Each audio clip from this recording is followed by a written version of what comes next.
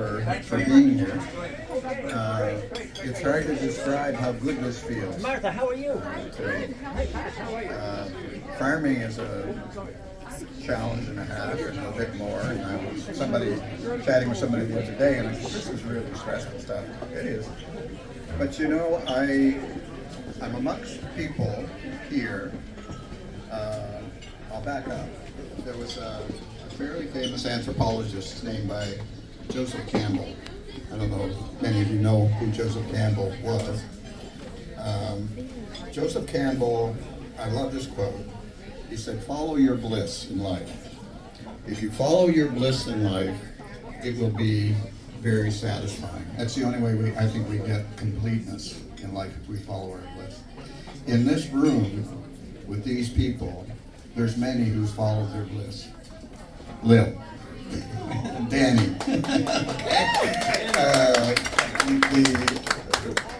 the idea she had to do this, and what people told her at the time, no, that's not going to work. Look at where we are, and what's around us, and the energy that you have and what you put into this. The musicians, this music is just fantastic. It's really fantastic.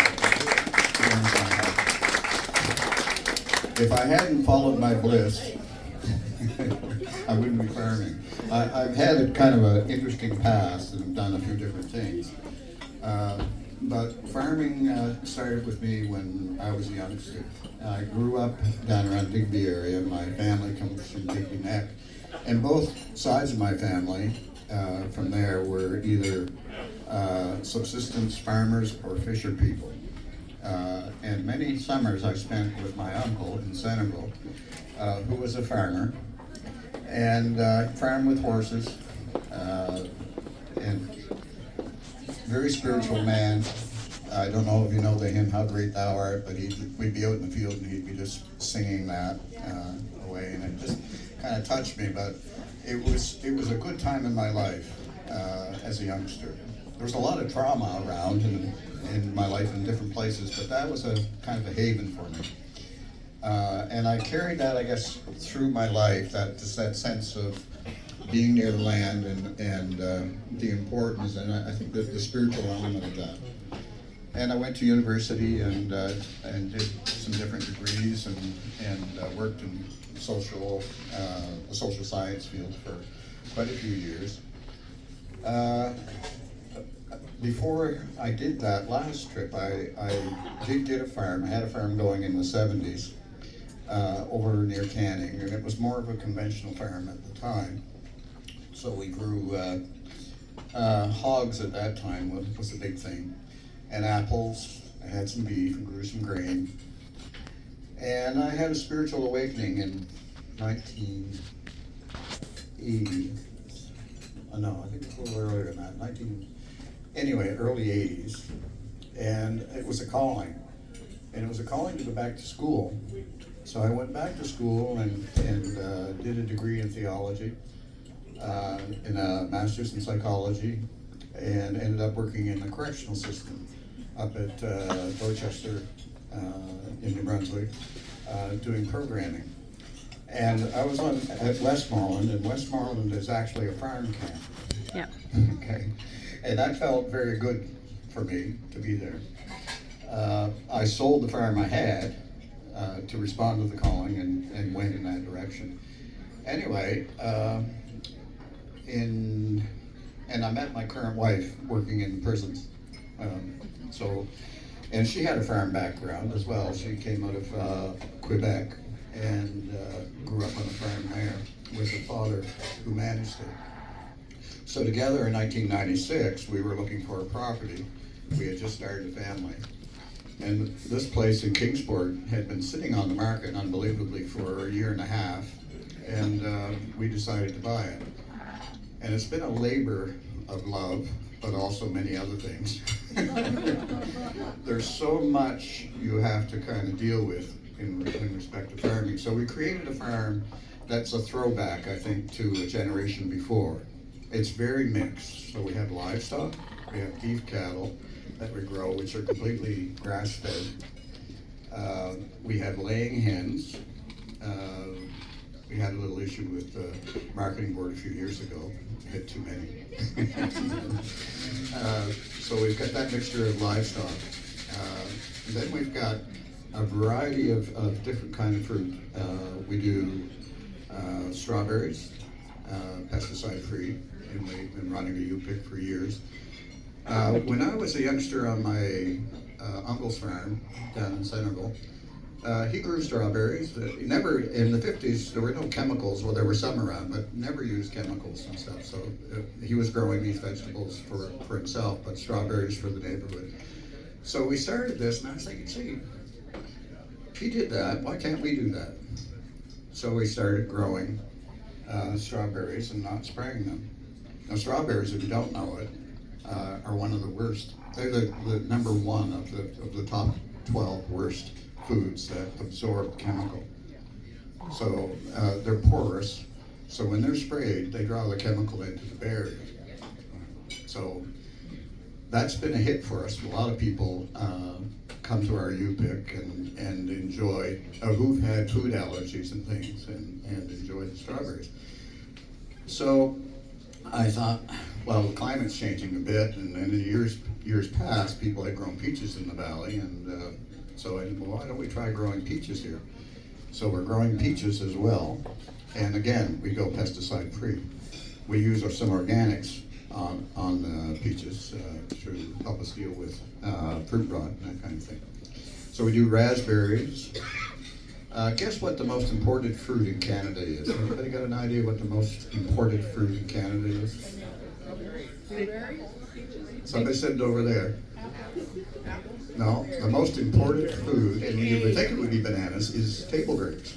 I didn't believe it. I read this article in Fruit and Vegetable magazine. They're talking about table grapes, the most imported fruit in Canada.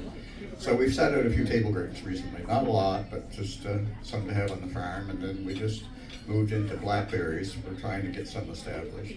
And we have raspberries. On the tree fruit, we had the peaches, we have plums, we have pears, and apples. And then we do a variety of vegetables. We do, some of you chatting today, they're picking up our greens now. We go to the Seaport Market a couple times a year, like through the summer months, through to Thanksgiving, and then in the winter months, we start again in January and run through until sometimes April, depending on how much product we've got left. But we do, and the greenhouse, we do like a winter green or a mixed greens all winter. So we grow a variety of Asian greens, and they do quite well in the greenhouses. We don't use heat. We just use row cover on the ground to keep them covered on the really cold days. And they'll freeze and they come out of it as long as you don't touch them. But they've been very popular for us. Then we transition those greenhouses over to spring greens, which we're producing now in the remaining greenhouse. So we bring that to the market, and I learned early on in the market, the more variety you had, the better. So in the summer we grow a lot of different vegetables outside on the ground, and root vegetables, and we've got cold storage. Part of what's enabled us to work, and I don't know if you know Linda Best, any of you, but yeah. You know Linda? Okay.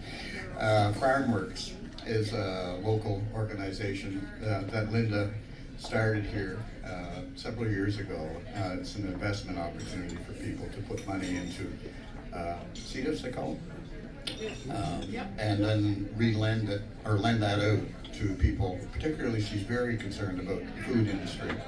So they've enabled us to put in cold storage a few years ago, build a building and do that. So that's been supportive. And actually with the greenhouse that we lost in December, which was our major greenhouse, they've enabled us to have some bridge funding so we could get another greenhouse, and we're in the process of building that right now. So we've got this multifaceted thing going on. I'm not very young. I'm young in mind. And I gotta say, in the last 15 years there, young people have come along. I have a young fellow sitting over there with a blue shirt and a nice head of hair, Shane Garrett. And Shane and I started working together about 15 years ago, and has stayed.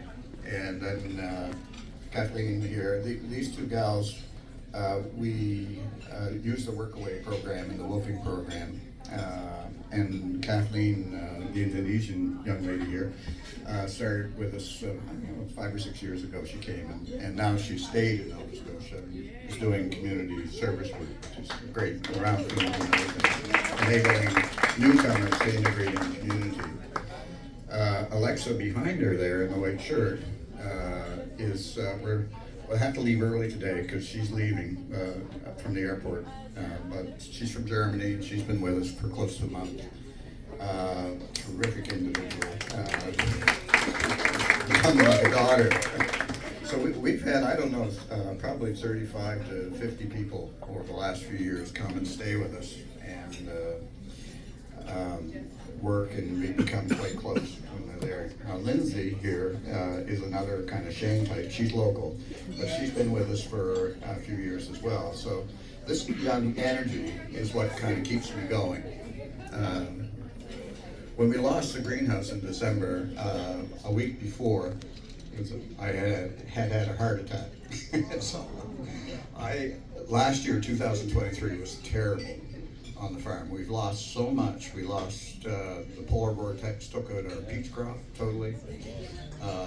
And then in the summer, spring hit, and we're looking at strawberries, and we think, God, this is going to be a great strawberry crop. They were just blossoming. We had a nice field full of strawberries, and then it started to rain, and we lost half of our strawberries.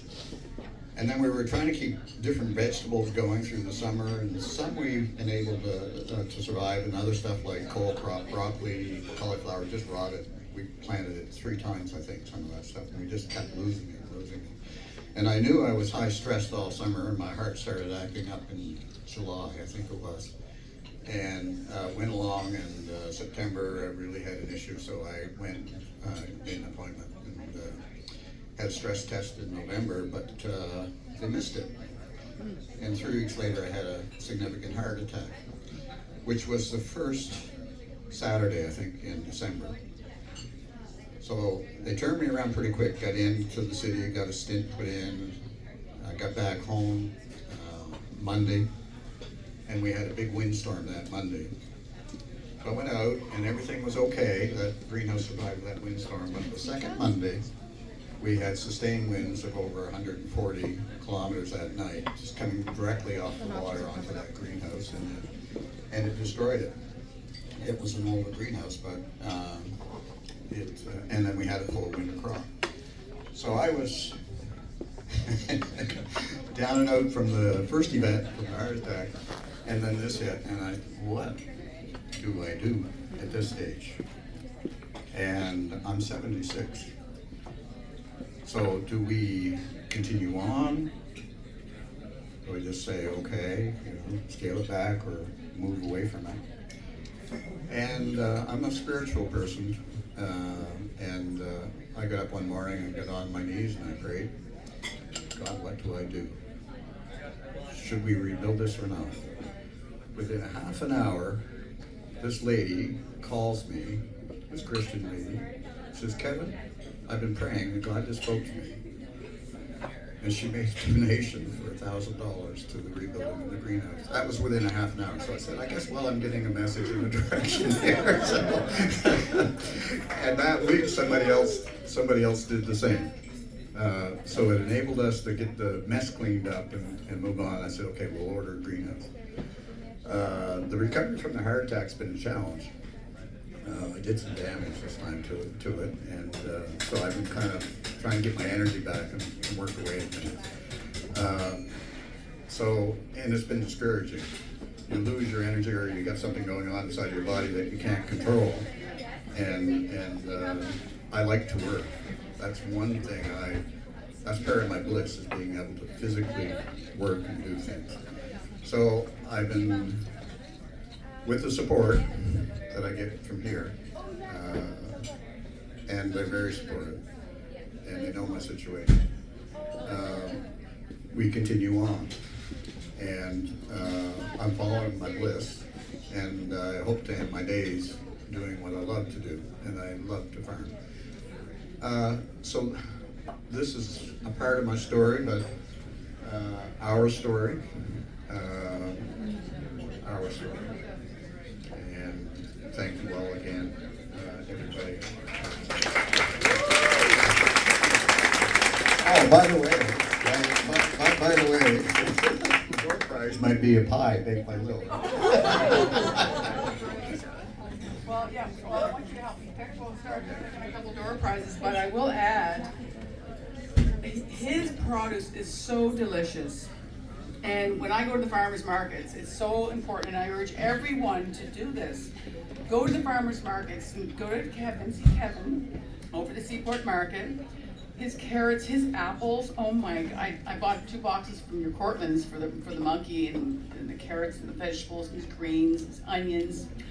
Everything is so good. I really hope you guys gotta keep your heart good. I'm serious. We can't lose, we can't lose your other farm. Not yet. We got lots of time. But there's many farmers like Kevin doing the same thing.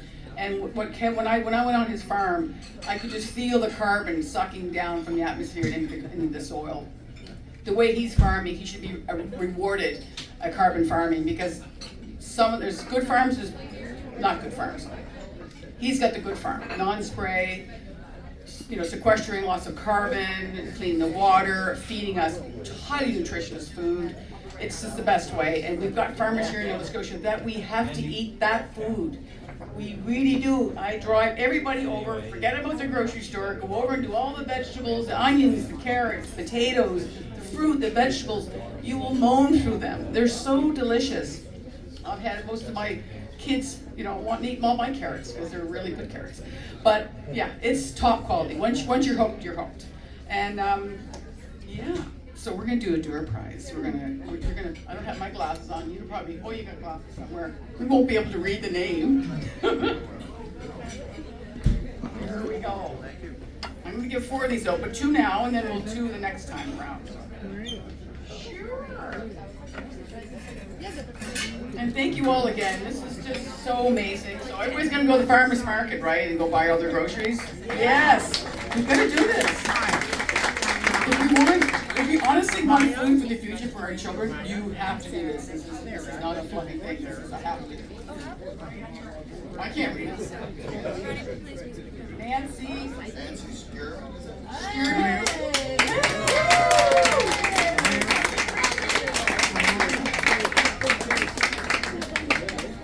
Wouldn't like to give to me.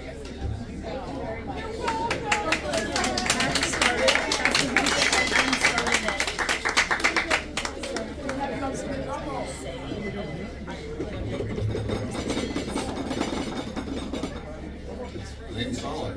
Oh, I know Lynn. Sorry. Lynn also just wrote a check for $1,000. Whoa. Yeah. So I'm very happy that you took Lynn. That's right. I'll give this to you. Okay, we'll enjoy, and we'll get the music back up, I'm sure, pretty soon. I don't know why I'm talking like this, because I'm really fun.